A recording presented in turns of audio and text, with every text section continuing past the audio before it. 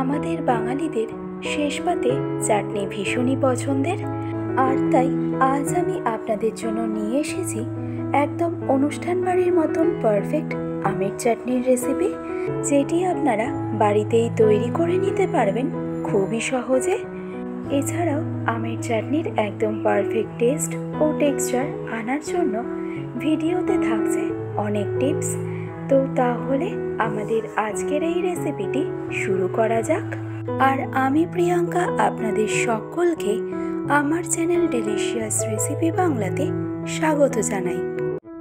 তো এই রেসিপির জন্য আমাদেরকে নিয়ে নিতে হবে মিডিয়াম সাইজ থেকে কাঁচা আম। তাছাড়াও আপনারা বড় সাইজের আম নিয়ে নিতে পারেন, বাট এই রেসিপির জন্য ছোট সাইজের আম অ্যাভয়েড করাই ভালো। তো এবার দেখে নিন যে আমটা আমাদের ঠিক কিভাবে কেটে নিতে হবে। খুবই সিম্পল। যদি মিডিয়াম সাইজের আম হয় তবে সেক্ষেত্রে আমটাকে আপনারা কেটে নেবেন 1/4 করে, আর যদি বড় সাইজের আম হয় তবে সেক্ষেত্রে আমটাকে আপনারা 1/6 অথবা 1/8 কেটে নিতে পারেন। তো আশা করছি আপনাদের বুঝতে কোথাও কোনো রকম সমস্যা হয়নি। তো আমটা কেটে নেওয়ার পর এবারেই আমটাকে আমি ডিরেক্টলি ট্রান্সফার করে নিলাম জলের মধ্যে। আর আজকের এই রেসিপির জন্য আমি 4টে মিডিয়াম সাইজের আম ব্যবহার করেছি। তো আমটাকে জলের মধ্যে ভিজিয়ে রাখার পর এবার তাতে আমি অ্যাড করলাম 1 চা চামচ পরিমাণে নুন ও 1/2 চা চামচ পরিমাণে হলুদ গুঁড়ো। এবার কেটে রাখা আমগুলোকে এই নুন আর হলুদ জলে আমাদের ভিজিয়ে রেখে দিতে হবে মিনিমাম 10 থেকে 15 মিনিট। এতে আমের মধ্যে যে কষটা থাকে সেটা খুব ভালোভাবে পরিষ্কার হয়ে যাবে, আর আমের মধ্যেও কোনো রকম কালো দাগ চলে আসবে না, আর তাতে চাটনির কালারটাও কিন্তু একদম পারফেক্ট আসবে। আর তাই এই স্টেপটা ভীষণভাবেই গুরুত্বপূর্ণ। এবার একটা অ্যালুমিনিয়াম কড়াইতে আমি দিয়ে দিলাম 2 কাপ পরিমাণে জল। এবার গ্যাসের ফ্লেমটাকে একদম মিডিয়াম টু হাইতে রেখে জলটা সবার প্রথমে আমাদেরকে এভাবে একটু ফুটিয়ে নিতে হবে। আর জল ফুটে উঠলেই এবার 10 মিনিট আগে নুন আর হলুদ জলে ভিজিয়ে রাখা কেটে রাখা আমগুলোকে আমাদের ঠিক এই স্টেজে এসেই দিয়ে দিতে হবে। এবার গ্যাসের ফ্লেমটাকে একদম হাইতে রেখে আমগুলোকে জাস্ট একটু বয়েল হতে দিন।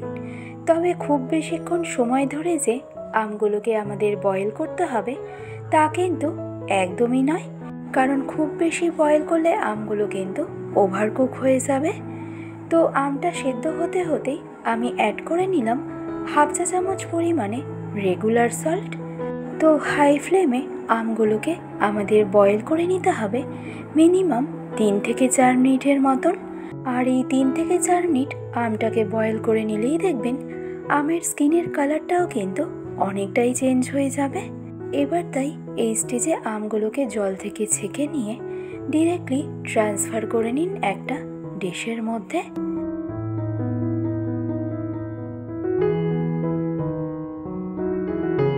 এবার নেক্সট আম সেদ্ধ করে নেওয়ার পর যে আম সিদ্ধর জলটা রয়েছে সেই জলেই আমি অ্যাড করে নিলাম 300 গ্রাম পরিমাণে চিনি।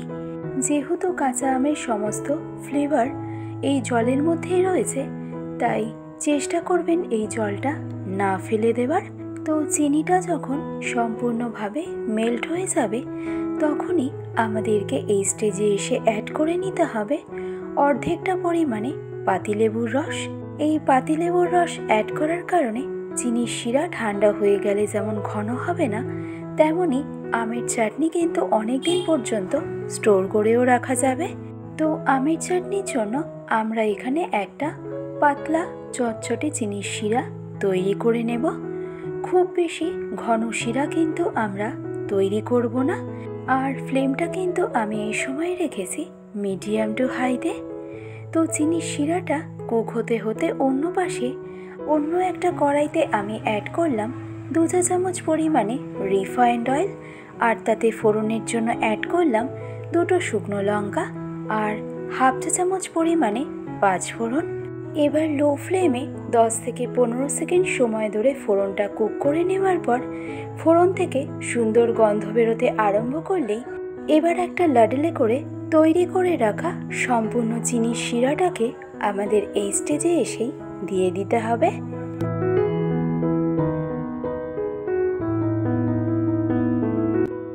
এবার গ্যাসের ফ্লেমটাকে এই স্টেজে একদম হাইতে করে দিয়ে চিনির শিরাটাকে খুব ভালো করে ফুটিয়ে নিন। আর চিনির শিরাটা একবার এইভাবে ফুটতে আরম্ভ করলেই এবার আমাদেরকে এই স্টেজে রঙের জন্য অ্যাড করে নিতে হবে খুব সামান্য পরিমাণে হলুদ গুঁড়ো ও সাথে অ্যাড করে নিতে হবে খুবই অল্প পরিমাণে কাশ্মীরি রেড চিলি পাউডার। খুব বেশি পরিমাণে হলুদ আর কাশ্মীরি রেড চিলি পাউডারটা ব্যবহার না করাই ভালো, তাতে আমের চাটনিটা দেখতে কিন্তু খুব একটা ভালো লাগে না। তো হলুদ আর কাশ্মীরি রেড চিলি পাউডারটা চিনির শিরার সাথে ইভেনলি ভালো করে মিশিয়ে নেওয়া হয়ে গেলে এবার আমাদেরকে এই পর্যায়ে এসে অ্যাড করে নিতে হবে আগে থেকে বয়েল করে রাখা আমগুলোকে।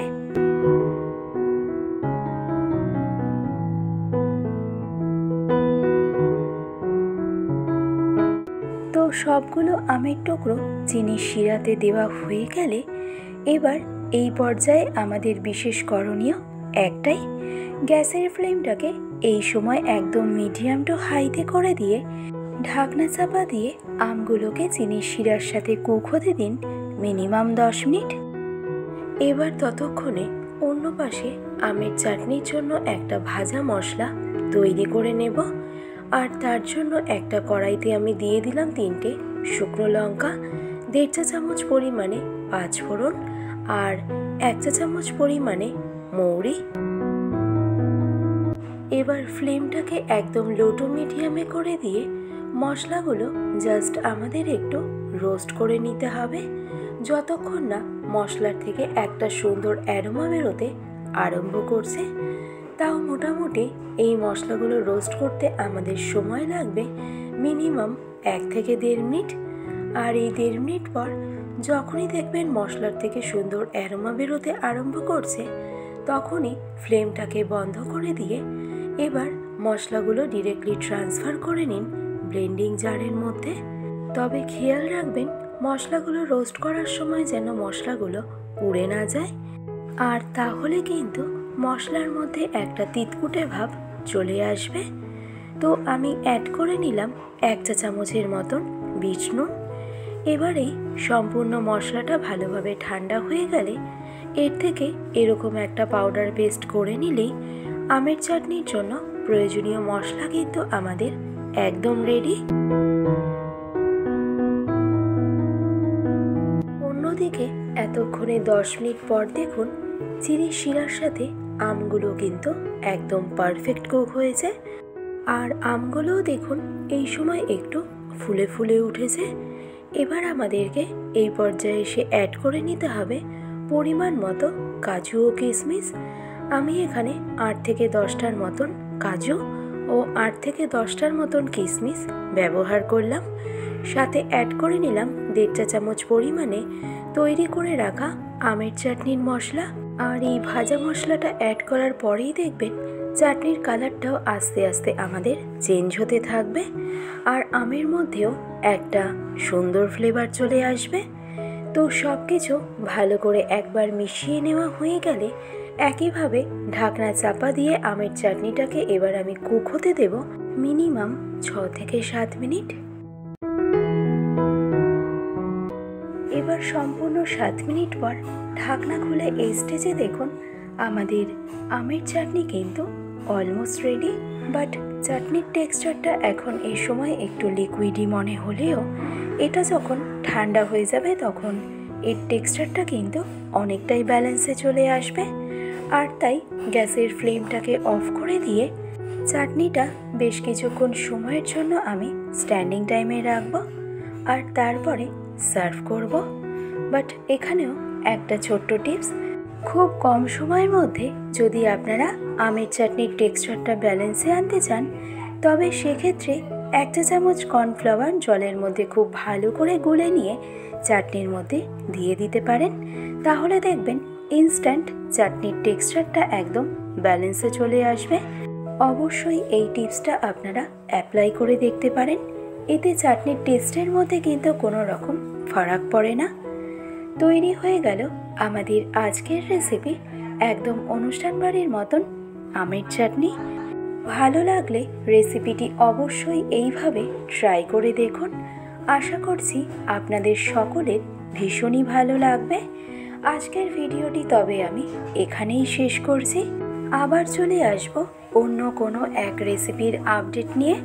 ভালো থাকবেন, সুস্থ থাকবেন, ধন্যবাদ।